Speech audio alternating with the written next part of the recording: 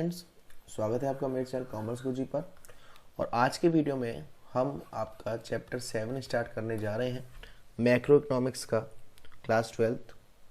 लेकिन हो सकता है कुछ बुक में चैप्टर 6 हो, कुछ में 7 है ना। क्या है ये चैप्टर? चैप्टर का नाम है शॉर्ट रन इक्विलिब्रियम आउटपुट। बहुत ही ध्यान से देखिएगा, बहुत ही प्यारा चैप्टर है और कंसेप्शनल चैप्टर है। इसको हम थोड़ा सा छोटा कर लेते हैं। चलिए, तो फर्स्ट ऑफ ऑल इसमें हम पढ़ते हैं कंसेप्ट ऑफ शॉर्ट रन। क्या है ये short run? Concept of short run का मतलब होता है कि मैक्रो इकोनॉमिक्स में जो केन्स जी ने कहा है कि जो शॉर्ट रन होता है वो डिफाइन किया जाता है हमारा पीरियड ऑफ टाइम जो हमें आउटपुट को बनाने में लग रहा है। यानी कि short run is defined as a period of time during which level of output is determined by the level of employment in the economy. यानी कि मेरी बात समझना, बात क्या है सर? शॉर्ट रन है। शॉर्ट रन यानी कि कम समय है। जी हाँ, कम समय है। कम समय में हम आउटपुट कैसे बढ़ा सकते हैं? अगर हम ज़्यादा से ज़्यादा लोगों को जॉब पे रखेंगे, एम्प्लॉयमेंट ज़्यादा से ज़्यादा देंगे, कम देंगे कम आउटपुट आएगा, ज़्यादा देंगे ज़्यादा आउटपुट आएगा। तो इसका मतलब क्या है? शॉर्ट रन एक ऐसा कंसेप्ट है जिसमें हमारा जो आउटपुट है वो पूरा का पूरा लेवल ऑफ एम्प्लॉयमेंट पर डिपेंड है। तो इसे हम कैसे कह सकते हैं कि sir higher level of employment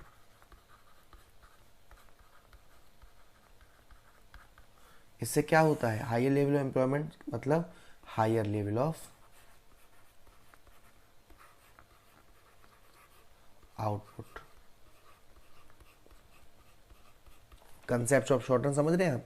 कम समय हमारे पास, higher level of employment, higher level of output, और वाइस वर्सा। वाइस वर्सा का मतलब lower level of employment, lower level of output.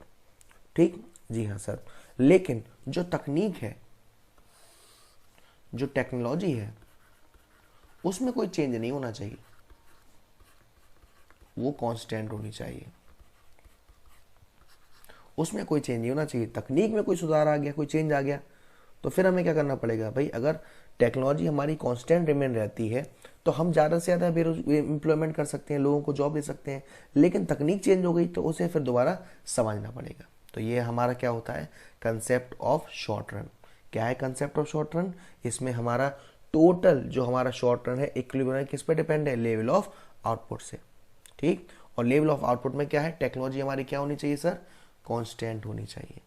तो यहां पर नेक्स्ट टॉपिक आता है आपका concept of equilibrium. Concept of equilibrium output, या कह सकते हो कंसेप्ट ऑफ इक्विलिब्रियम जीडीपी। अब यहां पर इस चैप्टर वाले केस में इक्विलिब्रियम जब स्ट्रक होता है, भाई ये जो मैं अभी इससे पहले आपने पढ़ा था एग्रीगेट डिमांड, ये सब आपस में लिंक चैप्टर है। इक्विलिब्रियम कब स्ट्रक होता है? जब हमारा एएस बराबर हो एडी के, यानी कि AS is equal to AD. Equilibrium output जो है, या फिर आप कह सकते हो इक्विलिब्रियम जीडीपी जो है, या फिर आप कह सकते हो इक्विलिब्रियम इनकम जो है, वो रेफर्स करता है level of output where the producer intend to produce is exactly what the buyer intend to buy. Producer intend to produce का मतलब एएस और बायर इंटेंड्स टू बाय का मतलब एडी। तीन नाम है बेटा इसके, इक्विलिब्रियम आउटपुट, इक्विलिब्रियम जीडीपी और इक्विलिब्रियम इनपुट। एएस क्या होता है sir? What the producer intend to produce और plan to produce during a given period of time. Aggregate supply क्या होती है कि हमारा जो प्रोड्यूसर है वो कितना प्रोड्यूस करने की सोच रहा है। यहां एक बात समझना, जब भी हमारे इकोनॉमिक्स में सोचने की बात होगी तो उसके नाम के आगे लग जाता है एक्स एंटे। प्लान किया जा रहा है, और जब वो एक्चुअल हो जाएगा तो उसे हम कहेंगे एक्स पोस्ट। याद रखना ये दो वर्ड, ये जब हम प्लान करते हैं तब, और ये जब हमारा एक्चुअल होता है तब। तो AS is equal to AD, इसको हम कहते हैं इक्विलिब्रियम आउटपुट, जहां पर जितना प्रोड्यूसर प्रोड्यूस करने की सोच रहा है उतना बराबर है जितना बायर खरीदने की सोच रहा है। इसको हम कहते हैं इक्विलिब्रियम कंडीशन। सर क्या होगा जब ये इक्वल ना हो? कंडीशन तो आ सकती है ना, what happen AS greater than AD। अब इस कंसेप्ट को थोड़ा समझना कि क्या होगा जब AS ज़्यादा होगा AD से। यहाँ ज़्यादा क्या है? AS है, यानी कि जो हमने प्लान किया था आउटपुट, यानी कि जो प्रोड्यूसर ने गुड्स प्लान किए थे वो ज़्यादा है जितने बायर्स ने डिमांड में सोचे। तो इससे क्या होगा, कुछ गुड्स, हमारा जो प्रोड्यूसर का कुछ सामान है वो अनसोल्ड हो जाएगा, तो इसके क्या होगा, प्रोड्यूसर को लॉस होगा। ठीक है ना। दूसरी कंडीशन बन जाती है AS लेस देन AD। यहां पर क्या होगा, जितना प्रोड्यूसर ने सोचा था उससे ज़्यादा की डिमांड आ गई, यानी कि प्रोड्यूसर पे उतना स्टॉक था नहीं कि वो डिमांड को फुलफिल करा जाए। तो यहाँ पर भी उसे एक लॉस होगा, किसका?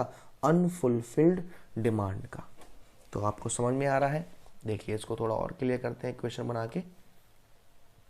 सर इक्विलिब्रियम आउटपुट कब होगा? When AS is equal to AD। और मैं इसको और थोड़ा क्लियर कर दूं तो actual stocks is equal to required stocks. What happen when AS greater than AD? जब AS ग्रेटर देन AD होगा तो हमें क्या होगा? लॉस होगा, क्योंकि हमारे पास ज़्यादा स्टॉक है, सेल नहीं कर पाए। और जब AS कम होगा AD से तो हमें अनफुलफिल्ड डिमांड का लॉस होगा। तो ये हमारा होता है। ठीक, आगे चलते हैं। इसमें अभी हम सीखेंगे कि इन कंडीशंस को सही कैसे कर सकते हैं, इन प्रॉब्लम्स को हम सही कैसे कर सकते हैं। ठीक है ना। तो अल्टरनेटिवली मुझे ये बताइए, आपने कहा sir AS is equal to AD, AS is equal to AD। तो मेरी बात समझिएगा, AS इज इक्वल टू, ये AS क्या है? वैल्यू एड मान सकता हूं भाई, प्रोडक्ट की बात हो रही है तो वैल्यू एडिड। और क्या था? एक इनकम वाला मेथड था, और क्या था? एक एक्सपेंडिचर वाला मेथड था। अगर हम टू सेक्टर इकोनॉमी को फॉलो कर रहे हैं तो हम एक चीज को समझ के आ रहे हैं, क्या? वैल्यू एड में हमारा क्या है? एग्रीगेट सप्लाई, माल बनाएंगे। इनकम में क्या है? इनकम का फॉर्मूला क्या था? Y equal to C plus S। जी हाँ सर। और एक्सपेंडिचर का फॉर्मूला क्या था? AD equal to C plus I। तीनों पॉइंट को जरा ध्यान से समझना मेरी बात को, कि अभी हम क्या अप्रोच लेके चल रहे हैं? नेशनल इनकम का अप्रोच लेके चल रहे हैं सर। नेशनल इनकम में 3 मेथड थे, value added method, income method और expenditure method. Value add method में गुड्स को बना रहे थे, तो यहाँ पे भी AS में गुड्स को बनाया जाता है। इनकम मेथड में इनकम की बात हो रही थी, तो इनकम का मेथड हमने इससे पहले वाले चैप्टर में समझा था, Y equal to C plus S। और एक्सपेंडिचर में खर्चा कर रहे थे तो AD में खर्चा होता है C प्लस I। तो अगर मैं इसको क्लियर से लिख लिएगा, तो अगर मैं कहना चाहूँ कि AS is equal to Y, अगर AS बराबर है किसके? Y के, तो मैं कह सकता हूँ कि Y is equal to AD। या मैं ऐसे भी कह सकता हूँ कि Y का फॉर्मूला C प्लस S है और AD का फॉर्मूला C प्लस I है। C से C कट गया, S इक्वल टू I। ये बात क्लियर हो रही है मेरी? ये बात आपको क्लियर हो रही है मेरी? यस सर, क्लियर हो रही है। यहाँ मैंने Y इक्वल टू AD कैसे कह दिया कि सर मैं AS को क्या मान रहा हूँ? Y मान रहा हूँ, तो AS की क्या आ गया? Y आ गया, सिंपल है। तो यहाँ हमारे पास क्या आया कि जो इक्वालिटी है, S का मतलब क्या है? सेविंग है, विड्रॉल, और I का मतलब इन्वेस्टमेंट। तो S इक्वल टू I। तो आप ऐसे भी लिख सकते हो इसको कि AS is equal to AD और S is equal to I। यहाँ पर S से सेविंग है और I से इन्वेस्टमेंट है। तो ये पॉइंट थोड़ा क्लियर हुआ होगा आपको अच्छे तरीके से? यस सर, अब क्लियर हुआ है। आगे चलते हैं। इसमें आगे जो बात आती है कि कैसे डिटरमाइन करेंगे, क्या डिटरमाइन करेंगे कि ये इक्विलिब्रियम है। Determination of equilibrium output. कैसे डिटरमाइन करेंगे? हमें दो चीज़ों पे फॉलो करना है। सबसे पहले फॉलो करना है क्या ए एस बराबर है ए डी के, एक ये अप्रोच होता है, और एक अप्रोच होता है एस बराबर है आई के। अगर ये दोनों चीज़ें सॉल्व हो रही हैं तो इसका मतलब क्या है, आपका जो इक्विलिब्रियम है वो आउटपुट इक्विलिब्रियम जीडीपी या इक्विलिब्रियम इनकम है। तो दो पैरामीटर हैं आपके पास। पहला हम इसको देखते हैं, A S equal to A D वाले को, A S equal to A D. अब यहां पर पहली बात, जो केन्स जी हैं, उन्होंने ए एस को परफेक्टली इलास्टिक माना है।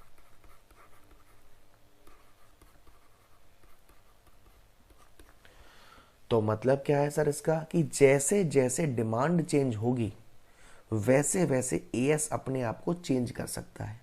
फॉर एग्जाम्पल, अगर डिमांड इंक्रीज होती है 10% से, तो सप्लाई भी 10% से इंक्रीज होगी। क्यों सर? क्योंकि ए एस इज परफेक्टली इलास्टिक। क्योंकि वो एजम्पशन, क्यों एजम्पशन बनाई है, कि उन्होंने ये एजम्पशन इसलिए बनाई है क्योंकि वो इकोनॉमी को एक्सेस कैपेसिटी मानते हैं, यानी कुछ हिस्सा ऐसा रह जाता है जो अनयूटिलाइज्ड है, और जो प्रोडक्शन कैपेसिटी होता है वो हमेशा अनयूटिलाइज होती है, क्योंकि डिमांड ही हमारे पास कभी कम होती है कभी ज़्यादा होती है। ठीक है ना? तो ये हमारा ए एस इज परफेक्टली इलास्टिक। ठीक है ना? तो यहाँ पे आपको ये पॉइंट क्लियर हुआ होगा। सेम फंडा जब आप एस और आई की बात करते हैं उसमें अप्रोच करते हैं सेम फंडे में। तो यहाँ पर हमारे इन पॉइंट से दो इन्वेस्टमेंट निकल के आते हैं। एक इन्वेस्टमेंट होता है हमारा ऑटोनॉमस इन्वेस्टमेंट, ऑटोनॉमस इन्वेस्टमेंट क्या होता है? ऑटोनॉमस इन्वेस्टमेंट, ऑटोनॉमस इन्वेस्टमेंट होता है जहां पर इन्वेस्टमेंट जो इंडिपेंडेंट है किसके? लेवल ऑफ इकोनॉमी के, यानी कि वो कांस्टेंट रहता है, कोई फर्क नहीं पड़ता इनकम बढ़े या ना बढ़े। लेकिन जो इंड्यूस्ड इन्वेस्टमेंट होता है, जो इंड्यूस्ड इन्वेस्टमेंट होता है उसमें क्या होता है, वो चेंज होता है हमारा लेवल ऑफ इनकम पे। जैसे लेवल ऑफ इनकम बढ़ेगी वो बढ़ जाएगा, जैसे घटेगी वो घट जाएगा। ठीक, क्लियर पॉइंट? तो अब जैसा कि मैंने बात करी थी कि सर क्या होगा और हम क्या करेंगे if A S is greater then A D. मैंने आपको बताया था ये सिचुएशन क्या है, कि जितना प्रोड्यूसर ने गुड्स को प्रोड्यूस कर दिया है उतनी डिमांड आई नहीं, तो इससे लॉस होगा। तो अब जो प्रोड्यूसर है वो क्या करेगा, अपने प्रोडक्शन को रोक देगा, और जब तक उसका जो अनवांटेड स्टॉक है, यानी कि जो स्टॉक अभी पड़ा हुआ है उसके पास, वो सारा का सारा सेल नहीं हो जाता, जब तक A S is equal to A D के बराबर नहीं आ जाता, तब तक वो अगेन प्रोडक्शन नहीं करेगा। तो ये एक इक्वेशन होती है कि कैसे इस इक्वेशन को इस इक्वेशन में कन्वर्ट किया जाता है। ठीक, यस सर। सर क्या होगा जब A S less than A D है? इस कंडीशन में क्या होगा कि कुछ फुलफिल डिमांड अनफुलफिल्ड रह जाएंगी, उसे भी लॉस होगा। तो इससे क्या होगा कि जो प्रोड्यूसर है उसे, और जो हमें प्रोडक्शन है उसे बढ़ाना पड़ेगा, और कब तक बढ़ाना पड़ेगा? जब तक ये इक्वेशन ना आए, A S equal to A D. Clear है? Yes sir. कोई दिक्कत की बात नहीं सर। अब इसमें आगे क्या होता है, जो आपको ध्यान देने वाली बात है वो आता है कि sir what happen if S is greater than I, saving is greater than investment. इसका मतलब क्या है? इसमें आपको कंफ्यूज नहीं होना है। A S greater than I को आप इस फंडे से सॉल्व करोगे, जो फंडा आप इसमें अपना रहे थे वही इसमें अपनाओगे, और इस फंडे में आप जो फंडा इस फंडे में अपना रहे थे वही फंडा अपनाओगे। दिक्कत की कोई बात है ही नहीं। तो यहाँ पे हमारे 3 बेसिक एजम्पशन हैं जो कि बताते हैं कि ऐसा होना चाहिए तभी आपका इक्विलिब्रियम आउटपुट होगा। कैसा होना चाहिए? सबसे पहला, short period analysis.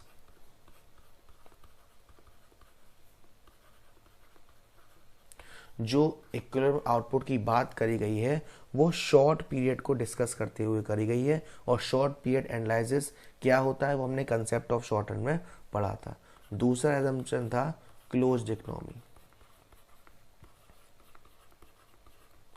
Close economy का मतलब क्या है कि आपको मालूम है कि हम किसी को बाहर को अलाउ नहीं करते पार्टिसिपेट करने के लिए, आपका rest of the world allow नहीं होता, कोई भी इंपोर्ट एक्सपोर्ट नहीं होता, so that AD is equal to C+I। और तीसरा एजम्पशन क्या है? तीसरा है AS is perfectly elastic. AS is perfectly elastic का मतलब कि जैसे जैसे AD बढ़ेगा, AS में एक एक्सेस कैपेसिटी होता है, चल भाई जितना तू बढ़ेगा मैं उतना ही बढ़ूंगा। क्यों? क्योंकि मुझे तो तेरे बराबर ही जाना है। AS equal to AD। Clear है? यस सर क्लियर है। अब क्या होता है? अब क्या होता है, कुछ शिफ्ट आते हैं जिसे हम कहते हैं shift in equilibrium. Shift in equilibrium कैसे शिफ्ट आते हैं सर? शिफ्ट इन इक्विलिब्रियम का मतलब क्या होता है कि जब हम एडिशनल इन्वेस्टमेंट करते हैं और पैसा लगाते हैं तो उसके मल्टीपल इफेक्ट होते हैं, जिससे एक इफेक्ट बन के आता है। उस इफेक्ट को कहते हैं, भाई जाहिर सी बात है अगर आप इन्वेस्टमेंट बढ़ा दोगे, आपने अपना इन्वेस्टमेंट इंक्रीज कर दिया तो इससे क्या होगा, आपका AD भी तो इंक्रीज हो गया, AD भी तो इंक्रीज हो गया। तो इससे एक कंसेप्ट निकल के आता है जिस कंसेप्ट को हम कहते हैं investment multiplier. Investment multiplier. Investment multiplier को हम K से डिनोट करते हैं। इसका फॉर्मूला होता है delta Y upon delta I। यहाँ पे जो डेल्टा Y है वो है चेंज इन इनकम या चेंज इन आउटपुट। मतलब क्या है सर, आपने 500 रुपये और लगा दिए, इस 500 रुपये के एडिशनल इन्वेस्टमेंट से आपकी इनकम में कितना चेंज आया, आपके आउटपुट में कितना चेंज आया, उसको डेल्टा Y कहते हैं। और डेल्टा I आपने इन्वेस्टमेंट में कितना चेंज किया है। तो इसका फॉर्मूला क्या होता है, K is equal to delta Y upon delta I। क्या है इन्वेस्टमेंट मल्टीप्लायर? यानी कि आपने कितना इन्वेस्टमेंट किया, उस इन्वेस्टमेंट की वजह से आपकी इनकम कितनी चेंज हो गई, इसी को हम कहते हैं इन्वेस्टमेंट मल्टीप्लायर। और इसको हम आउटपुट मल्टीप्लायर भी कहते हैं। आपको एक इंपॉर्टेंट बात अच्छे से ध्यान रखनी है। क्या ध्यान रखनी है सर? क्या ध्यान रखनी है? सबसे पहले मैं एक एग्जांपल आपको सॉल्व करके बताता हूँ कि मान लो हमारा जो इन्वेस्टमेंट है वो इंक्रीज हुआ 15 करोड़ से, जिसकी वजह से हमारी इनकम इंक्रीज हो गई 60 करोड़। मैंने कहा निकालिए इन्वेस्टमेंट मल्टीप्लायर। फॉर्मूला क्या है sir? K is equal to delta Y upon delta I। यहाँ डेल्टा Y कितना है सर? डेल्टा Y है 60 करोड़ और डेल्टा I है 15, यानी कि इन्वेस्टमेंट मल्टीप्लायर 4 गुना हो गया। यहाँ आपको दिख रहा होगा 15 करोड़ का इन्वेस्टमेंट किया और 60 करोड़ की इनकम हुई, यानी कि 4 गुना हुई। लेकिन एक रिलेशन होता है हमारे यहाँ, किसके बीच में सर? रिलेशन होता है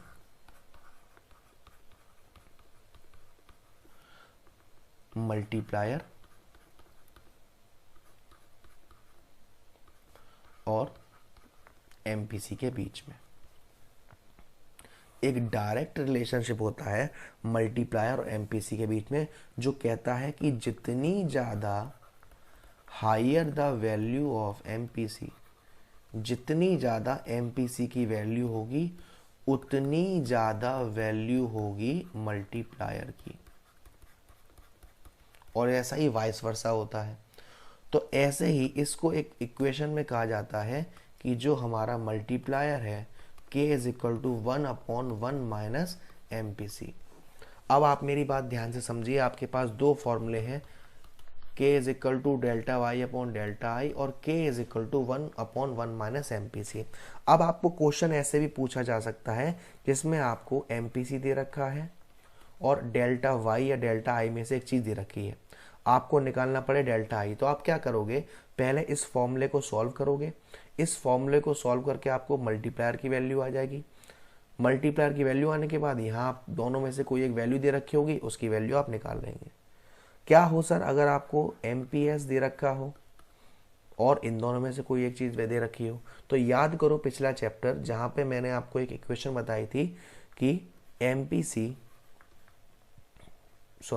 MPS is equal to 1 minus MPC कहा था। यस सर, यहाँ पे 1 माइनस MPC है। यस, तो मैं इसकी जगह ये फॉर्मूला भी लिख सकता हूँ, कोई बात तो नहीं है, 1 अपॉन MPS। क्लियर है?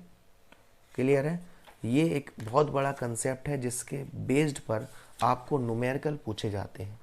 न्यूमेरिकल पूछे जाते हैं, बहुत ही इम्पोर्टेंट न्यूमेरिकल है बेटा, है ना, जिसकी वीडियो मैंने जो आपका एग्रीगेट डिमांड इससे पिछला वाला चैप्टर था वहाँ अटैच करी थी।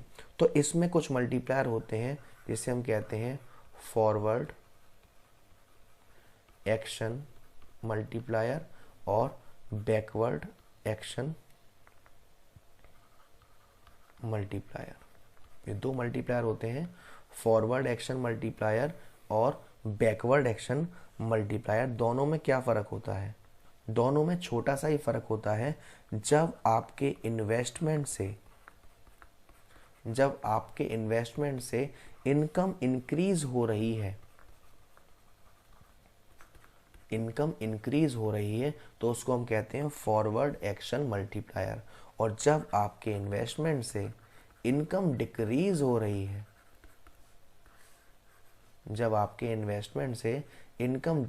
रही है, तो उसको हम कहते हैं बैकवर्ड एक्शन मल्टीप्लायर। ठीक, तो इसी के साथ ये जो आपका चैप्टर है शॉर्ट रन इक्विलिब्रियम आउटपुट, ये फिनिश होता है। इसके बाद आपका जो चैप्टर है वो शायद डिफ्लेशनरी वाला है, problem of deficient demand and excess demand, उसको करेंगे। इस चैप्टर से रिलेटेड कोई डाउट हो, कोई दिक्कत हो तो बताइएगा। वैसे मैंने सभी कवर किया ही है, फिर भी हम एक बार देख लेंगे। तब तक के लिए वीडियो को ज़्यादा से ज़्यादा देखें, लाइक करें, शेयर करें। चैनल को अब तक सब्सक्राइब नहीं किया तो प्लीज़ सब्सक्राइब कर दीजिएगा। Thank you so much.